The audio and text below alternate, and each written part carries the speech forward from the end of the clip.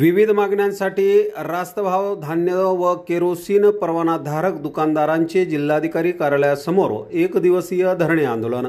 धान्य वितरणाच्या कमिशनमध्ये वाढ करण्यात यावी, केरोसिन कार्डधारकांना धान्य मिळायला हवे, तसेच कमिशनचे पैसे दरमहा 7 तारखेच्या आत देण्यात यावे यासह प्रमुख मागण्यांसाठी आज जिल्हाधिकारी कार्यालयासमोर जिल्हा रास्तभाव धान्य व केरोसिन परवानाधारक दुकानदारांनी एक दिवसीय धरणे आंदोलन केले।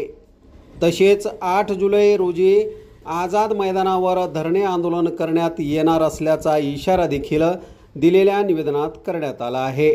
तसेच मागण्या मान्य न झाल्यास 1 ऑगस्टपासून राज्यातील स्वस्त धान्य दुकानदार बेमुदत संपावर जाणार असल्याचा इशारा देखील दुकानदारांनी दिला आहे। दिनांक 10 जानेवारी 2024 रोजी राज्याचे अन्न नागरी पुरवठा मंत्री माननीय नामदार छगनरावजी भुजबळ यांनी अखिल महाराष्ट्र स्वस्त धान्य दुकानदार केरोसिन परवानाधारक महासंघाच्या बैठकीमध्ये राज्यातील स्वस्त धान्य दुकानदारांच्या अडीअडचणी समस्या ऐकून घेतल्या व राज्यातील स्वस्त धान्य दुकानदारांच्या कमिशनमध्ये ताबडतोब वाढ करण्याचा सूतोवाच केलेले होते। परंतु जानेवारी उलटून गेला, आज जुलै महिना लागत आहे, तरी आजपर्यंत याच्यावर कोणताही राज्य शासनाकडून निर्णय झालेला नाही किंवा चर्चाही झालेली नाही। मध्यंतरीचा काळ हा आचारसंहितेचा काळ गेला हे आम्ही मान्य केलं, परंतु आचारसंहिता उठल्यानंतर राज्य शासनाने कोणतीही दखल न घेतल्यामुळे अखिल महाराष्ट्र स्वस्त धान्य दुकानदार केरोसिन परवानाधारक महासंघाच्या वतीनं राज्यभर स्वस्त धान्य दुकानदारांच्या आंदोलनाचा पवित्रा घेतलेला असून दिनांक 26 जून 2024 रोजी राज्यभर सर्व तालुका स्तरावर धरणे व निदर्शने आंदोलन करण्यात आला। तसेच आज दिनांक 2 जुलै 2024 रोजी राज्यातील सर्व जिल्हाधिकारी कार्यालयावर धरणे व निदर्शने आंदोलनाचा कार्यक्रम करण्यात आला असून 8 जुलै 2024 रोजी मुंबई येथे आझाद मैदानावर धरणे व निदर्शनेचा कार्यक्रम आयोजित करून राज्याच्या अन्न नागरी पुरवठा मंत्र्याला, राज्याच्या मुख्यमंत्र्याला निवेदन सादर करण्यात येईल।